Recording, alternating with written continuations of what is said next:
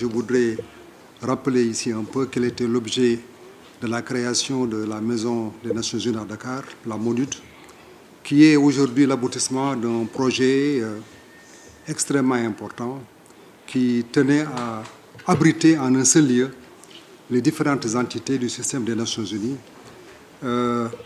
dans l'esprit de l'initiative One UN, qui vise à renforcer la cohérence, qui vise à renforcer la coordination et l'efficacité des opérations menées par les Nations Unies. C'est un projet qui a été initié par l'État du Sénégal, de façon solitaire d'abord, et c'est ensuite que les Nations Unies ont été invitées, n'est-ce pas, à rejoindre le projet. Et aujourd'hui, nous avons pu relever le défi.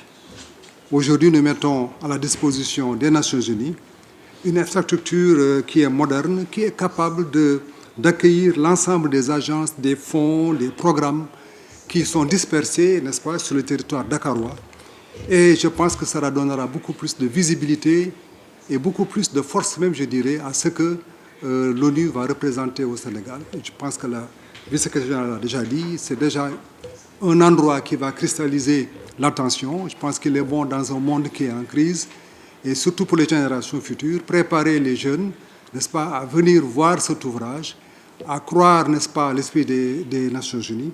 Mais je voudrais, en saluant l'érection de cet ouvrage sur 13 hectares à Diamniadio, dire aussi que ce projet n'aurait jamais pu aboutir, l'accord d'aujourd'hui n'aurait jamais pu aboutir sans la participation pleine et entière des Nations Unies, de monsieur le secrétaire général, de madame la vice-secrétaire générale. Nous avons eu des discussions, des négociations qui n'étaient pas simples du tout, parce que quand on est sur de l'inédit, c'est toujours cela, c'est toujours difficile de créer quelque chose ex nihilo, mais dans ce processus, nous avons eu le soutien extrêmement fort de madame la secrétaire générale. Je suis persuadé que sans son engagement, on n'en serait pas arrivé ici. Et je voudrais vraiment dire ici toute notre gratitude pour le rôle qui a été le sien dans la réalisation de ce projet. Donc aujourd'hui, nous vivons un jour historique pour les Nations Unies, historique pour le Sénégal. Maintenant, nous devons nous battre pour que l'objectif, ou bien les objectifs qui étaient assignés à ce projet, qu'ils soient pleinement réussis, avec un engagement plein et entier des deux côtés, pour faire en sorte que cette maison, en tout cas, remplisse la mission, ou bien les missions qui sont attendues d'elle. Je vous remercie. I'd like to begin by expressing my sincere gratitude to the government of Senegal, the Ministry of Foreign Affairs, and SOGEPA for their steadfast partnership, leadership and engagement with the United Nations, which have been instrumental to bringing the UN House project to this important milestone. I would like to appreciate the leadership of the government of Senegal in advancing the United Nations reform and the efficiencies agenda in line with our vision that has been articulated under UN 80. The UN House creates an enabling environment for an integrated approach to business operations reform and is in keeping with the momentum of our CBO that is imminent after the moving into the building.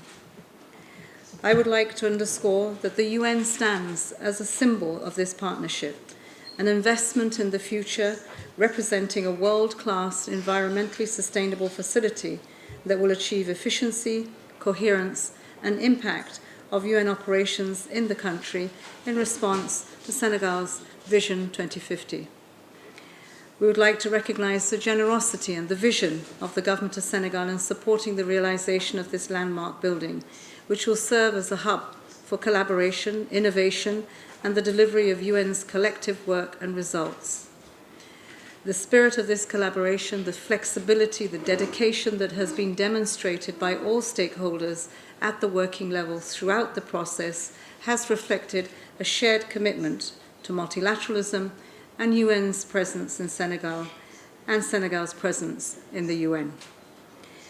The signature of the Memorandum of Agreement marks not an end point, but a transition to the next critical phase of ensuring that UN House becomes fully operational. In the following months, there will be continued close collaboration during this period to maintain the momentum, shared ownership, and ensure that facility is fully ready for UN occupation. I would like to conclude by reiterating the United Nations' strong and enduring partnership with Senegal, and a shared ambition for the UN House to serve as a flagship model for efficiency, cooperation, and development impact in the region, and express our deep gratitude to the government for its support and its trust in the UN system at this time. I would like to add a footnote.